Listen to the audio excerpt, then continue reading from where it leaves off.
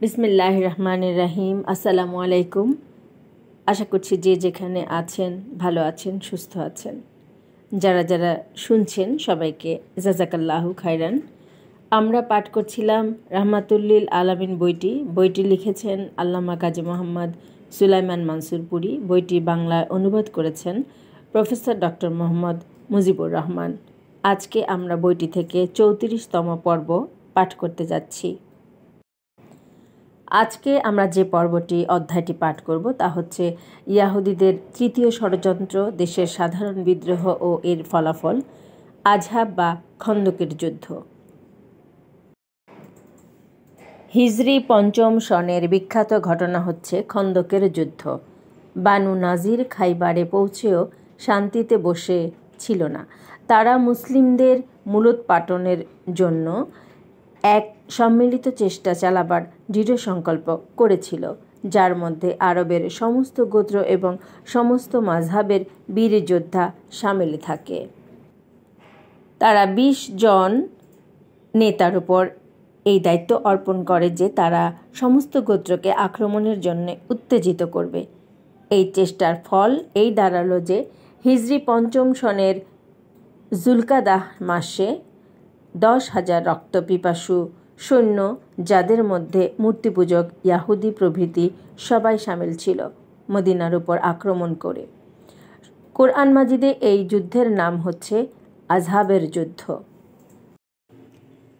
১. কুরাইশ বানু কিনানাহ আহলে তিহামা সেনাপতি সুফিয়ান ইবনু হার্ব। ২. বানু ফাজারা সেনাপতি উকবা ইবনু হুসাইন। ৩. বানু মুররাহ সেনাপতি হারিস ইবনু আউফ। ৪. বানু আসজা ও আহলে নাজদ সেনাপতি মাসউদ ইবনু দাখিলা। মুসলিমরা যখন দেখলেন যে এই সেনাবাহিনীর সাথে মোকাবিলা করার শক্তি তাদের নেই, তখন তারা শহরের চতুর্দিকে খন্দক খনন করলেন। ১০ জন লোক ৪০ গজ করে খন্দক খনন করেছিলেন। সাহাবিগণ খন্দক খননের সময় নিম্নের কবিতা পাঠ করলেন: আমরা তারাই যারা চিরদিনের জন্য মুহাম্মাদের হাতে ইসলামের বায়াত গ্রহণ করেছি।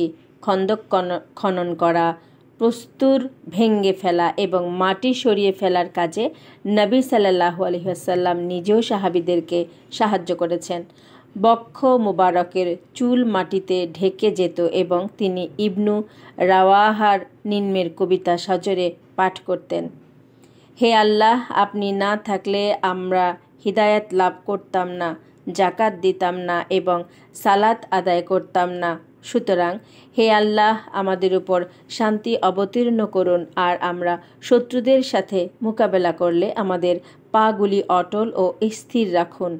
এই শত্রুরা আমাদের উপর জোরপূর্বক আক্রমণ চালিয়েছে, তারাই বিপর্যয় সৃষ্টিকারী, আমরা ফিতনাবাজ নই। মুসলিমদের সংখ্যা ছিল মাত্র ৩,০০০। ইসলামী সেনাবাহিনী মদিনার ভিতরেই এভাবে অবতরণ করলেন যে সামনে ছিল খন্দক এবং পিছনে ছিল সালা পর্বত। আর ইয়াহুদি বানু কুরাইজা, যারা মদিনায় বসবাস করত এবং যাদের উপর চুক্তি অনুযায়ী মুসলিমদের সাথে যোগ দেয়া একান্ত জরুরি ছিল, তাদের সাথে রাত্রির অন্ধকারে বানু নাজির ইয়াহুদীদের নেতা হুয়াই ইবনু আখতাব মিলিত হলো এবং চুক্তি ভঙ্গ করাবার জন্য উত্তেজিত করে নিজের দিকে রাসূল সাল্লাল্লাহু আলাইহি ওয়াসাল্লাম তাদেরকে বুঝাবার জন্য নিজের কয়েকজন দলপতিকে তাদের নিকট বারবার প্রেরণ করলেন, কিন্তু তারা পরিষ্কারভাবে বলে দিল মুহাম্মদকে যে আমরা তার কথা মেনে চলব, তার সাথে আমাদের কোনো চুক্তি ও অঙ্গীকার। বানু কুরাইজা শহরের নিরাপত্তায় বাধা সৃষ্টি করল এবং মুসলিম মহিলা ও শিশুদেরকে বিপদে ফেলে দিল। সুতরাং বাধ্য হয়ে ৩,০০০ মুসলিম সৈন্যের মধ্যে হতেও একটি অংশকে শহরের সাধারণ নিরাপত্তা রক্ষার জন্য পৃথক করতে হলো। বানু কুরাইজা মনে করেছিল যে যখন বাহির হতে শত্রুপক্ষের ১০,০০০ বীর যোদ্ধার আক্রমণ সংঘটিত হবে এবং তারা শহরের মধ্যে বিশ্বাসঘাতকতা ছড়িয়ে দিয়ে মুসলিমদের নিরাপত্তা নষ্ট করে দিবে, তখন দুনিয়ায় মুসলিমদের কোনো নাম নিশানাও বাকি থাকবে না। নবী করিম সাল্লাল্লাহু আলাইহি ওয়াসাল্লাম যেহেতু স্বাভাবিক যুদ্ধকে ঘৃণার চোখে দেখতেন, সেহেতু তিনি সাহাবীদের সাথে পরামর্শ করলেন যে উৎপাদিত ফলের 1/3 প্রদানের শর্তে আক্রমণমুখী গাতফান নেতৃবর্গের সাথে সন্ধি করে নেওয়া হোক। কিন্তু আনসার দল যুদ্ধকেই প্রাধান্য দিলেন।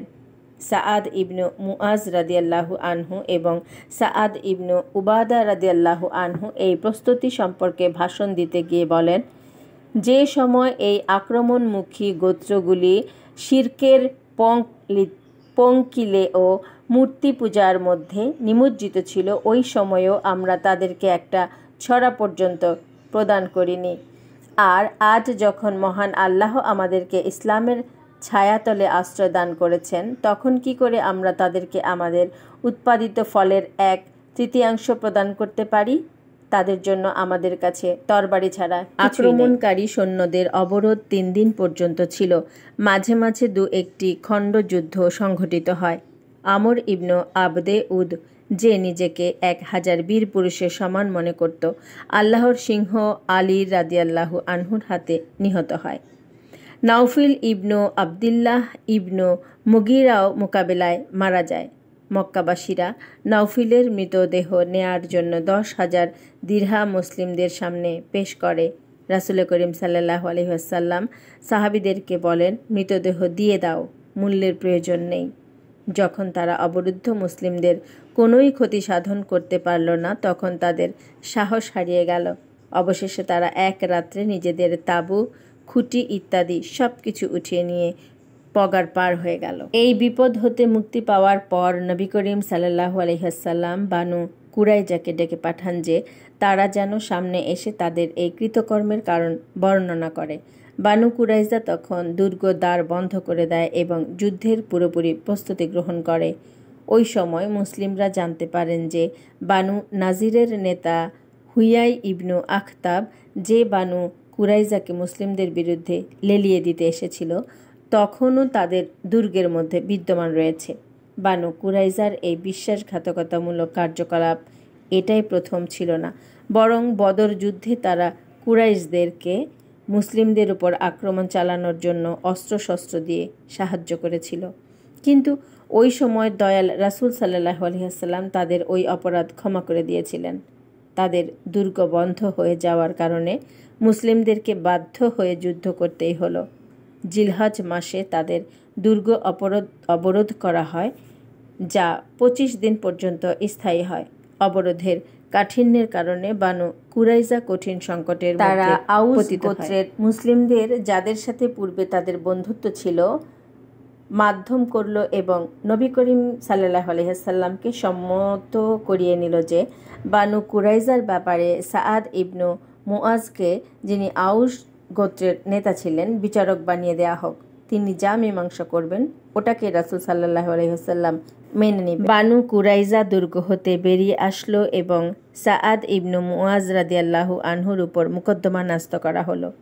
বানু কুরাইজার ইয়াহুদিরা এবং আউস গোত্রীয় মুসলিমরা সাআদ ইবনু মুআজ রাদিয়াল্লাহু আনহুকে বিচারক বানাতে কি যে আশা করেছিলেন তা আল্লাহ রাব্বুল আলামিনই ভালো জানেন।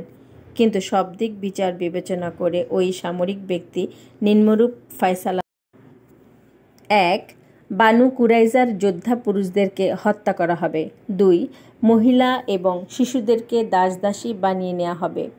3. ধন সম্পদ বন্টন করে নেওয়া হবে। এই ফয়সালা কার্যকরী হওয়া সম্পর্কে যে বর্ণনা আবু সাঈদ খুদরি রাদিয়াল্লাহু আনহু হতে বর্ণিত আছে, তার দ্বারা জানা যায় যে যোদ্ধা পুরুষদেরকে হত্যা করা হয়েছিল, কিন্তু উক্ত হাদিসে মহিলা ও শিশুদেরকে দাসী বানিয়ে নেয়ার কোনো উল্লেখ নেই। এই ফয়সালা সম্পর্কে পাঠকবর্গ এটাও স্মরণ রাখবেন যে তাদের নিজেদেরই মনোনীত ও নির্বাচিত বিচারক প্রায় ওই শাস্তি ঘোষণা করেছিলেন যা ইয়াহুদিরা তাদের শত্রুদেরকে দিয়ে থাকত, আর যা তাদের বিষয়ে আমাদের কাছে যথেষ্ট প্রমাণ বিদ্যমান আছে যে যদি বানু কুরাইজা তাদের ব্যাপারটা নবী সাল্লাল্লাহু আলাইহি ওয়াসাল্লামের উপর ন্যস্ত করত, তাহলে তাদেরকে তিনি বড়জোর এই শাস্তি দিতেন যে তাদেরকে বলতেন, যাও তোমরা খাইবারে গিয়ে বসতি স্থাপন করো। বানু কাইনুকা ও বানু নাজিরের ব্যাপারটাই এর বড় দৃষ্টান্ত। নবী করিম সাল্লাল্লাহু আলাইহি ওয়াসাল্লাম ওই বানু কুরাইজার মধ্য হতেও কয়েকজনের প্রতি দয়াপরবশ হয়ে এই ফয়সালা কার্যকরী করা হতে তাদেরকে স্বতন্ত্র করে নিয়েছেন। যেমন তিনি ইয়াহুদি জুবায়েরের জন্য এই নির্দেশ দেন যে তাকে তার স্ত্রী, পুত্র, পরিবার ও ধন মালসহ মুক্ত করে দেয়া হোক।